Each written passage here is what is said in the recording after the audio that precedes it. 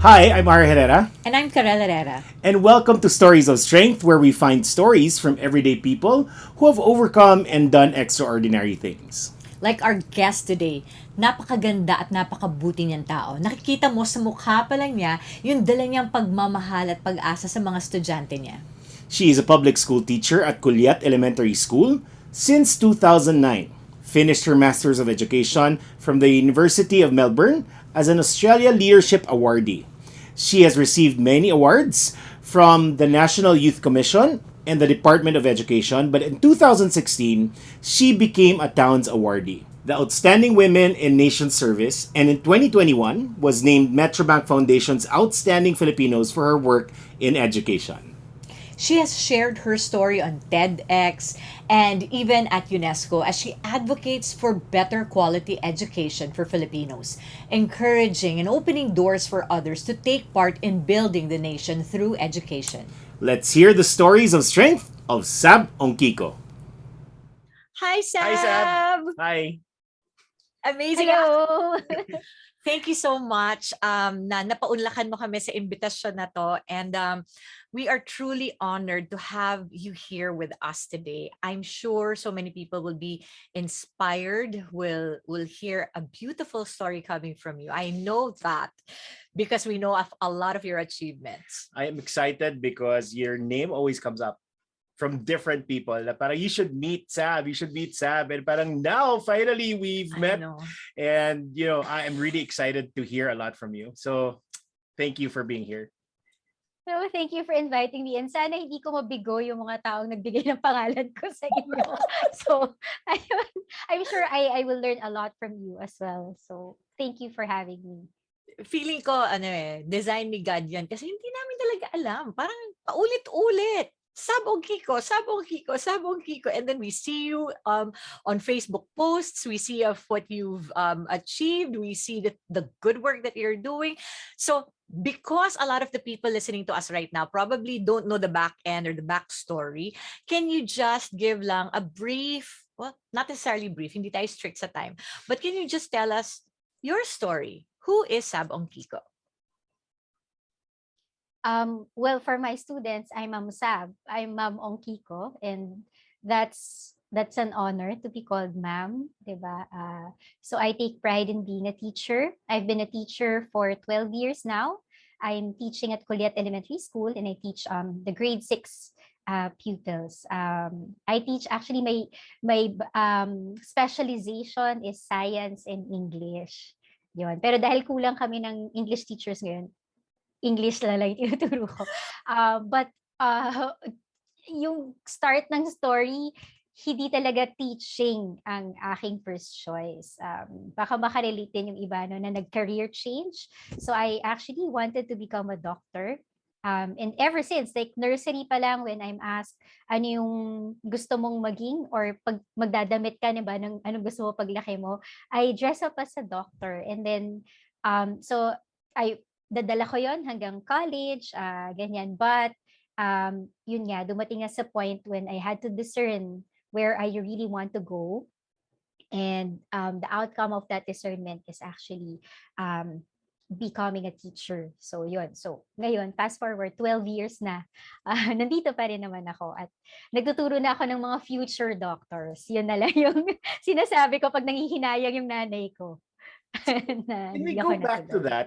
Can we go back to that? Because that's interesting. Because parang all your life, parang dinesign mo yan towards that goal, right? At that moment, what made you decide? Why the shift? Well, 'di ba meron tayong parang lahat tayo may hero's journey, 'di ba? We are heroes of our own stories. Yung nagpalabas sa akin doon sa outside world was the question was an invitation. 'Di ba there's always an invitation to go out. Was an invitation by my mentor na, Sabs, I believe you can be a good teacher. And she's my mentor. Like she knows that I'm going to medical school. I have my application forms ready. Um, pero she sees something else. She saw something else in me and believed in me. Parang ganon. And then she described pa, like the kind of science teachers we need in the Philippines. And dahil science yung background ko, sabi niya, we need professionals who have science background, who can break down concepts for kids. We have to start early if we want to raise the quality of education, no, of science education in the country. Tapos sabi ko, wait, sabi ko, I can do that? Kasi parang that's how I break down concepts for myself nung biology major ako. Parang I was never good at memorizing because I want science to be fun for me. So I take time, pero yun nga lang, dahil hindi ko natapos mag-review yung mga ilang chapters ng biology exam, mababa yung grade ko. But it doesn't mean that I don't, alam mo yun, enjoy studying it, no? Para I just take my time. Sabi ko, but I can do that for kids. And I love being with kids. So, yun. So that started my discernment process and brought me to the conclusion na the combination of my passion, what I really like doing, like what gives you life, what's life-giving for me was being with kids and, not just teaching, but learning from kids. That's, pagka nandun ka na, kahit gaano ka kapagod, pag nakatayo ka na sa harap nila, parang nakakalimutan mo, ganyan. So, ganong life-giving.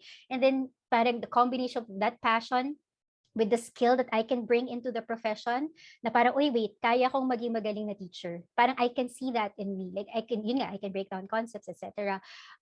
Plus, the need of the world that I can contribute to. So, eto, pag may nakikita akong kids sa daan na hindi nag-aaral, parang like, bakit? Alam mo yun?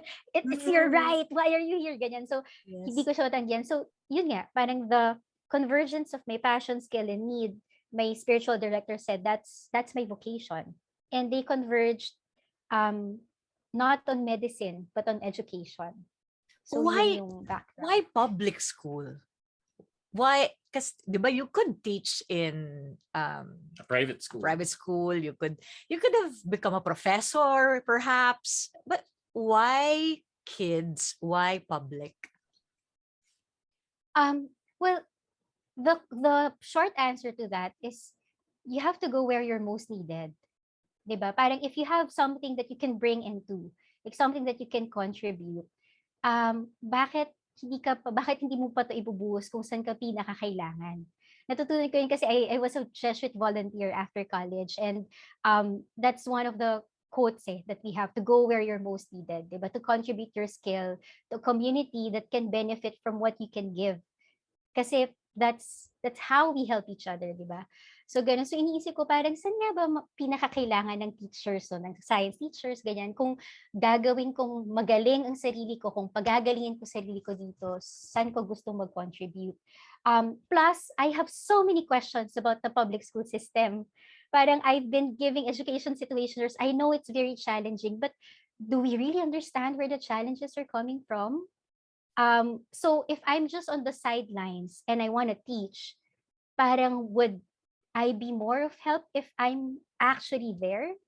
So, 'di ba? Parang so to answer my own questions, to understand the situation better, to be able to serve better, I have to be there.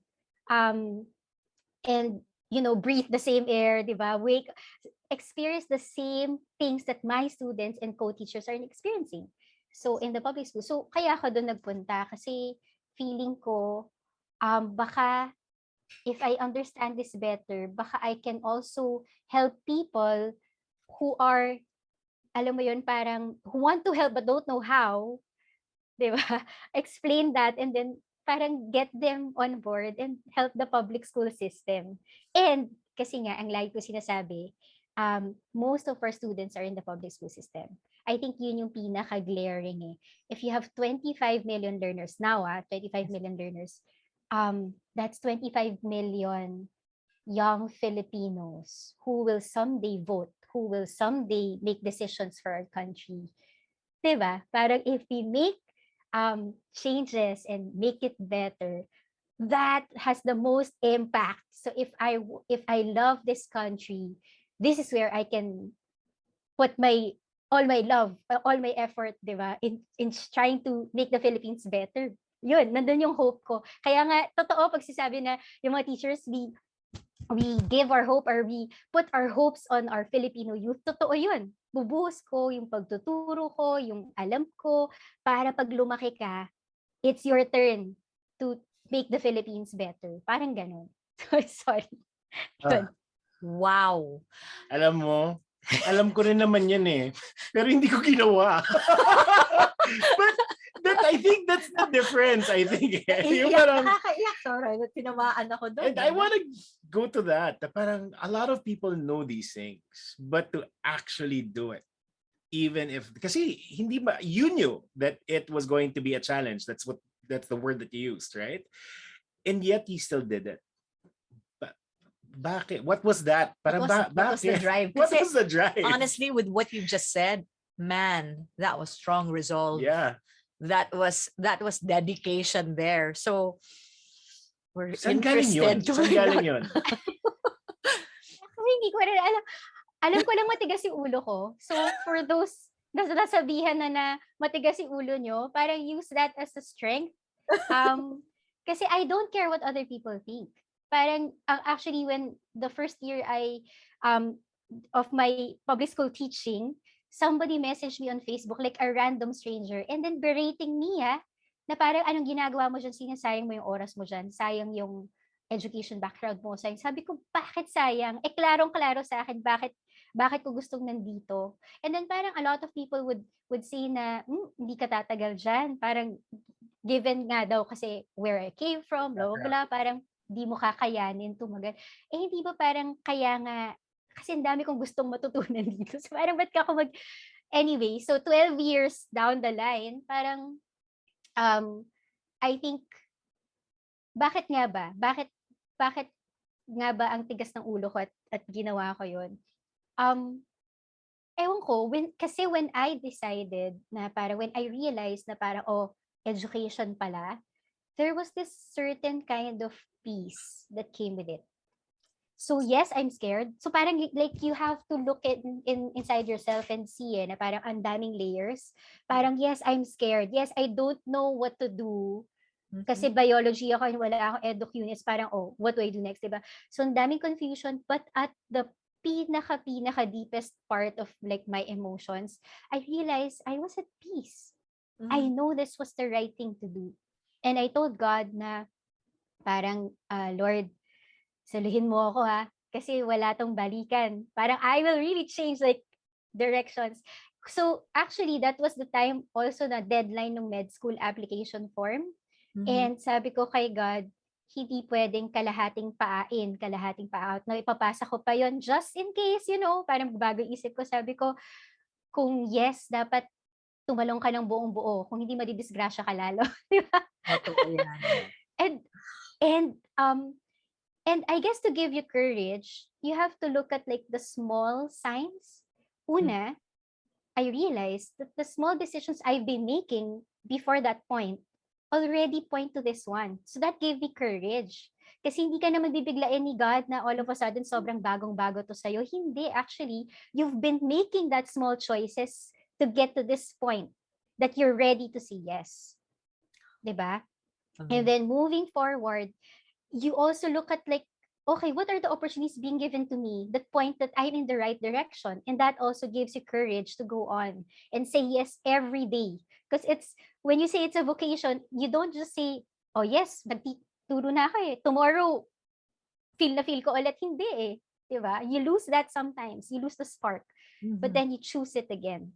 So, yun nga, you pick it up from your small decisions before and the opportunities that are given to you moving forward.